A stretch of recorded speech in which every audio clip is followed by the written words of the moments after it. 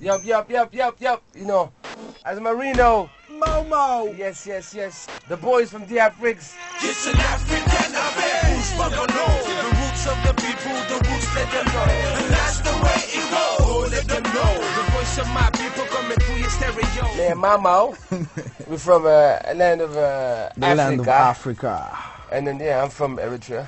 From the Comoros Islands. We came up with the name 7 years ago when we first started the band, and it actually means like the Africans. You know, it was we came up with it after kicking back at a coffee shop in Footscray where we grew up.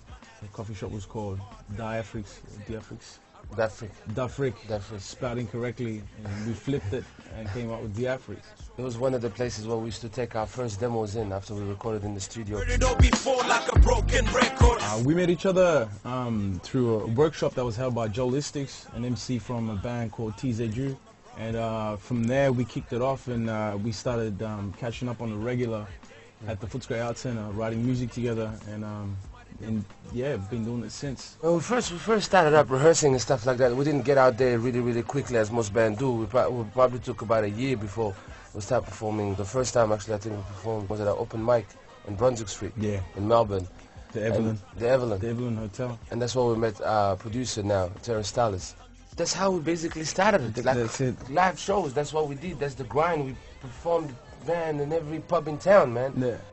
Most when we were getting started, when Terrence Stalis used to play a beat, first we used to say, can you dance to it? We think, like, you know, if someone's coming to see us, they obviously came to see something. It's not just music that we're trying to deliver, it's entertainment. You know what I mean? At the end of it, we want to make sure that everybody goes home thinking, that was a good show. You know what I mean? And that's what, you know, that's what Diafrix grinds to do, you know what I mean, with our live gigs. We're talking to you and them and her and him and anybody that wants to stop. Raise the roof off with me. Nigga, tell me if you feel me. Party getting loud, Pete's about to turn it out. Cause nobody party like the freaks are known to party. We've got a pretty solid formula. You're both me and Khaled, like, you know, we've been working together for 7 years, so it's kind of like we just vibe off each other. So like when we're writing tracks in the studio, Glenn might come up with a beat or something, or we'll be at rehearsal and Glenn will play a beat and like, yeah, I'm feeling this.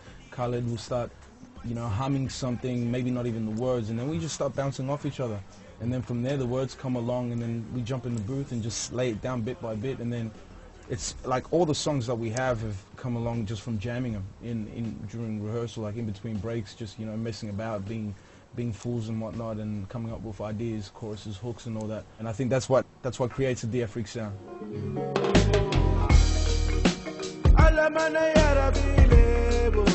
Well, you know, like being African, you know, like music plays a big part of, you know, our culture, and like, you know, and coming here to a Western country, you know, you get introduced to new styles of music and you embrace it, you know. Very fortunate to have Terrence Stalis in the building too, because he did not grow up to hip hop.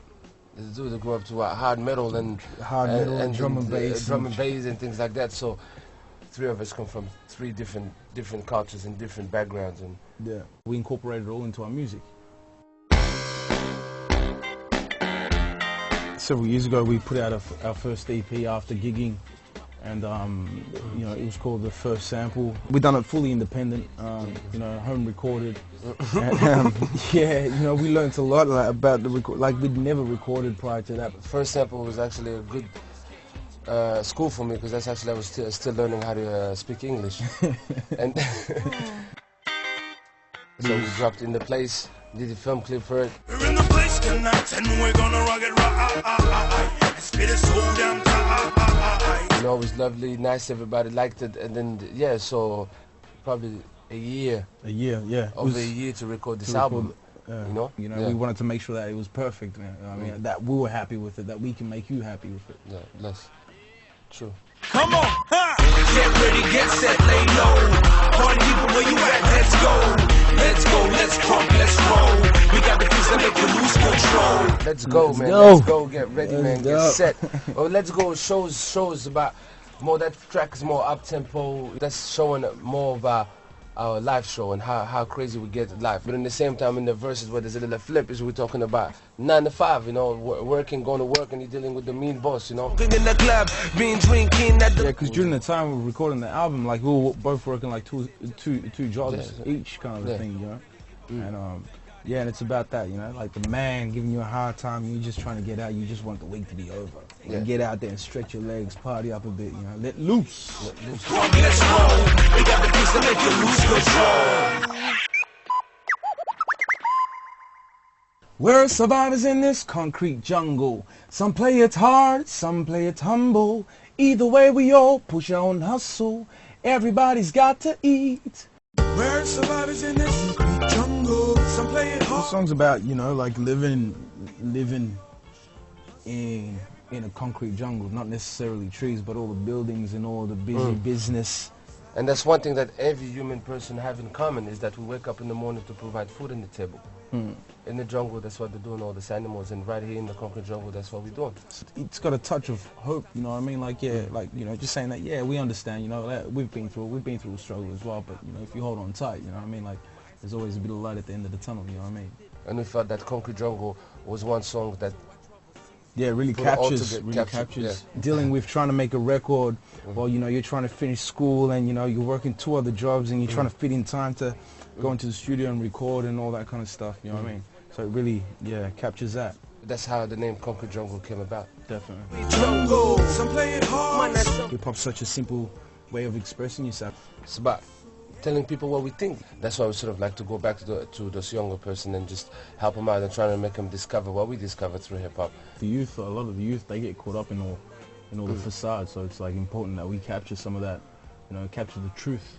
As hip-hop, sometimes I feel like you're a reporter, you know what I mean? Yeah. You just go, we report back what our community is saying and what's they struggle and how they're feeling about certain things. And we go out there and just and pass it on. That's how we feel that we stay in touch with the community. And We really try to deliver that message. It doesn't matter who you are, it doesn't matter what country you're from. You know, always remember who you are, you know what I mean? It's really important. yo, check. That's it. This is MC Murmur and my main man, as Marino, Diafrix. Yes. Check it out, Concrete Jungle. We're survivors in this concrete jungle.